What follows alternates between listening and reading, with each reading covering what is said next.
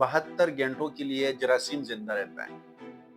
अगर आपका शौहर पाकिस्तान आता है 1 महीने के लिए, तो वो 1 महीने के लिए नहीं आते, वो असल में 4 दिनों के लिए आते हैं। हमल बनने के लिए कुछ खास दिन होते हैं। आज मैं वो दिन आप लोगों को बताऊंगा कि कौन से दिनों में हमल के चांसेस ज्यादा होते हैं। अगर किसी की माहवारी 28 दिन की है, तो जो शुरू वाले 7 दिन होते हैं ना, उन 7 दिनों में अंडा बनता है, अंडेदाने में अंडा बनता है, ठीक है।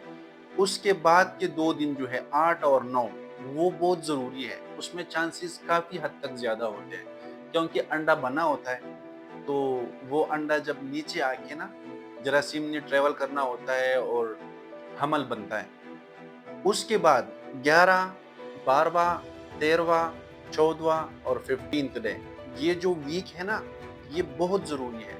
इसमें 89 से लेके 90% तक चांसेस होते हैं हमल बनने के। तो आपने ये डेज कैसे कैलकुलेट करने हैं? अगर आपकी माहवारी 28 दिन की है, तो आपने 14 डेज माइनस करके जो 14th डे बनेगा, उसको हम ओव्यूलेशन डे कहते हैं। उस दिन पे आपका अंडा नीचे आएगा, ठीक है।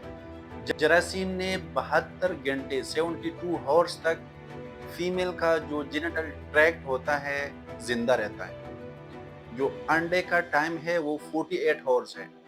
48 घंटों के लिए अंडा जिंदा रहता है और 72 घंटों के लिए जरासीम जिंदा रहता है।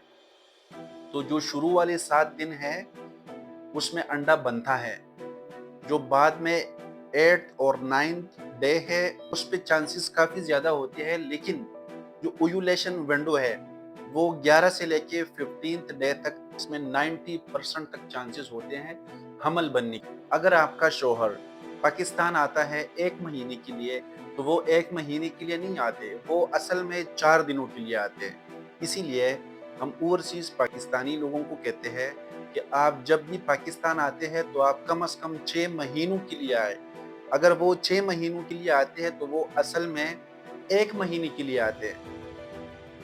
इससे बेहतर ये है कि आप उनकी तरफ जाएं, आउट ऑफ कंट्री जाएं, उनको ज्वाइन करें 1 साल 2 साल।